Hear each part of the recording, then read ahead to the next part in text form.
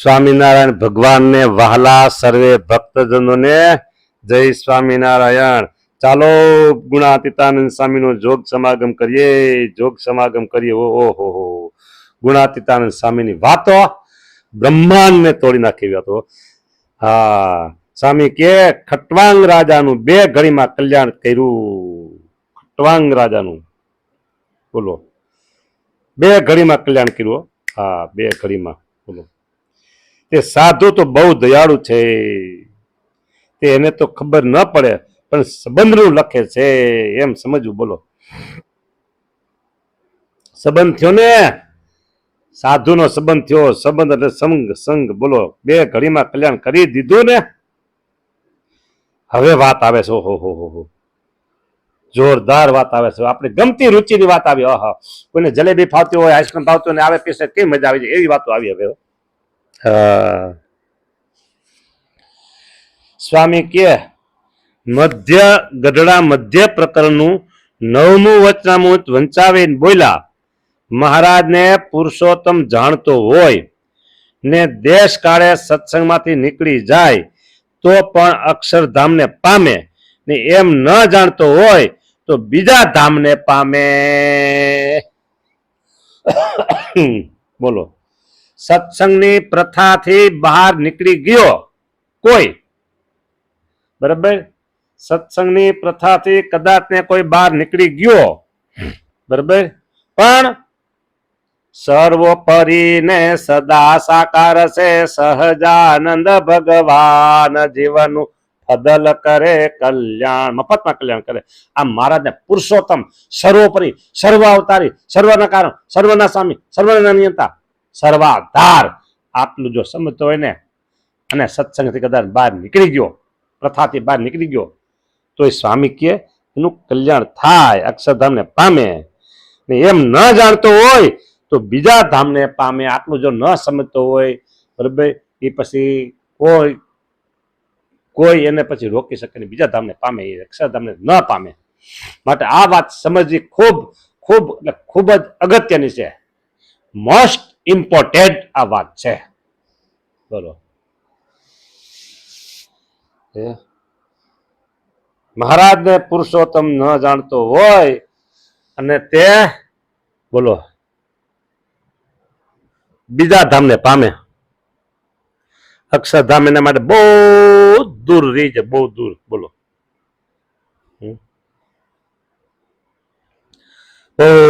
બહુ દૂર રહી જાય અક્ષરધામ એના માટે. હા, આવી વાત છે.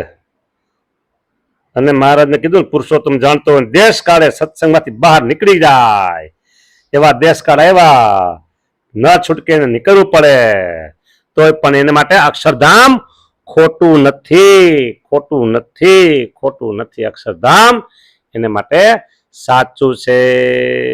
બોલો,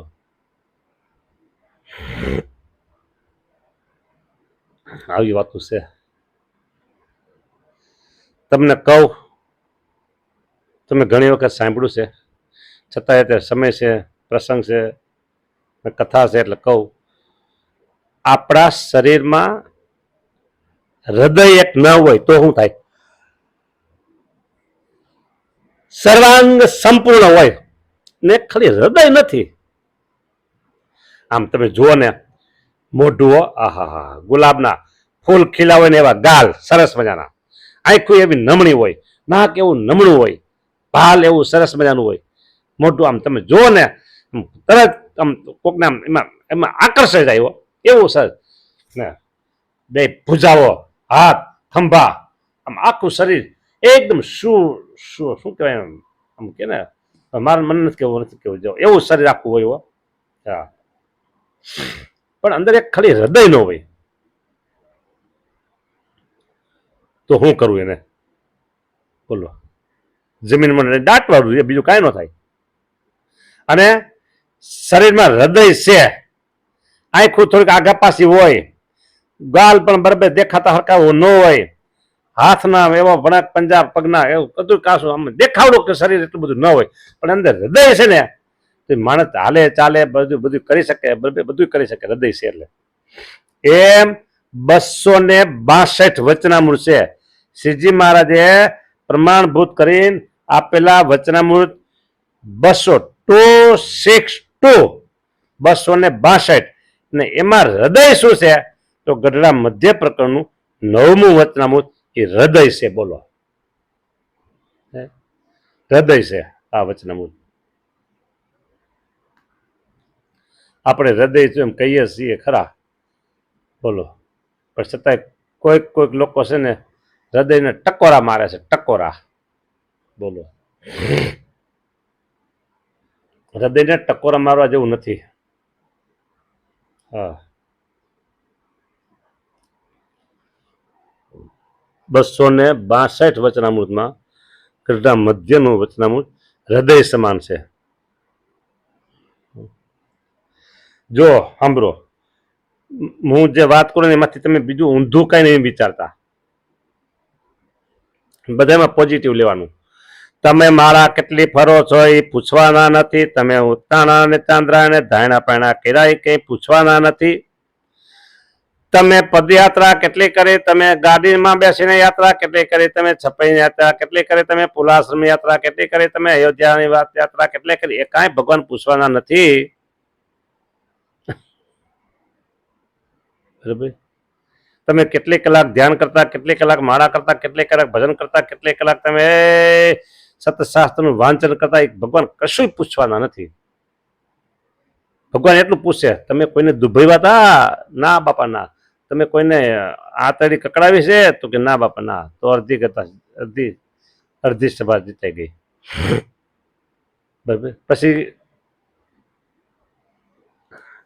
ભગવાન પૂછશે કે તમે અમને કેવા જાણતા હતા?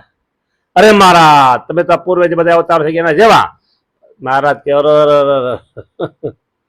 મહારાજ માથે છે ને, માથે આમ તાપલી મીના મારા પોતાના માથે તાપલી, અરે રે રે એમ એને કે કપાળ કૂટવા લાગે, એમ એમ હાથું કૂટવા લાગે. બોલો, આવી વાત છે.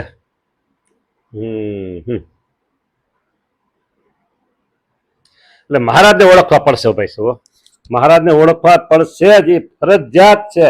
મહારાજને ઓળખવા પડે એ વાત ફરજિયાત છે. સર્વોપરી અને સર્વાવતારી, સર્વના કારણ, સર્વના સ્વામી, સર્વનું નામ નામી. બોલો, એવા ભગવાન સ્વામિનારાયણને ઓળખવા પડે તો જ અક્ષરધામ મળે. હા,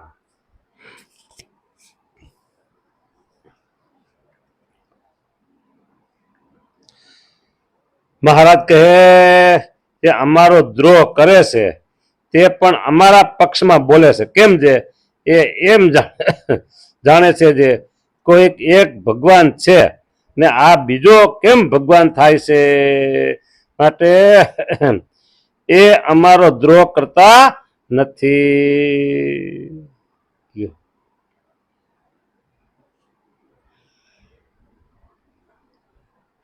બોલો બોલો, એક ભગવાન છે બીજા ભગવાન ક્યાંથી ત્યાં? મારા એ મારા પક્ષમાં બોલે છે એમ. હવે વાત આવે છે, જોરદાર વાત આવે છે.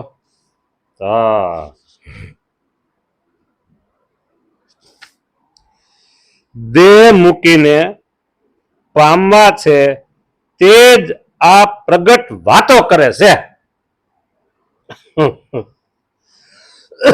પણ સર્વને સમજાય નહીં. બધાને સમજાતું નથી. આ બોલો, દેહ મૂકીને પામવા છે તે જ આ પ્રગટ વાતો કરે છે, પણ સર્વને સમજાય નહીં. આ બાળ બુદ્ધિ હોય ને એટલે સમજાય નહીં. દેહ મૂકીને પામવા છે એ વાતો કરે છે, બાળ બુદ્ધિ સમજાય નહીં. ને જે ત્યાગ વૈરાગની વાતો કરીએ છીએ તે તો માર્ગે ચડાવવા સારું કરીએ છીએ, પણ સમજવાનું આટલું જ છે. સમજવાનું આટલું જ છે. દેહ મૂકીને પામવા છે ત્યાં જ વાતો કરે છે. આવી વાતો છે. સમજાય અને સમજાય, ન સમજાય તો પછી શું કર્યું આપણે? કયો, દેહ મૂકીને જેને પામવા છે અત્યારે વાતો કરે છે.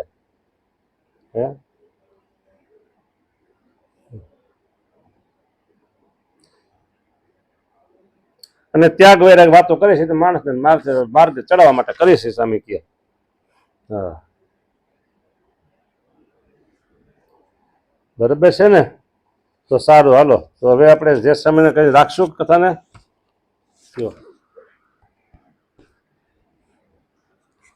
કથાને વિરામ આપશું. કથા સાંભળજો ભાઈ તમે, કથા સાંભળજો ભાઈ.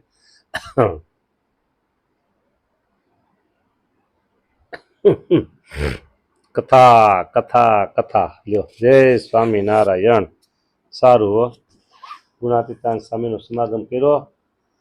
ઘણો લાભ આપણે થાય એમ છે આજની વાતોમાંથી હો. બહુ લાભ બહુ લાભ બહુ લાભ. આહા. જય સ્વામિનારાયણ.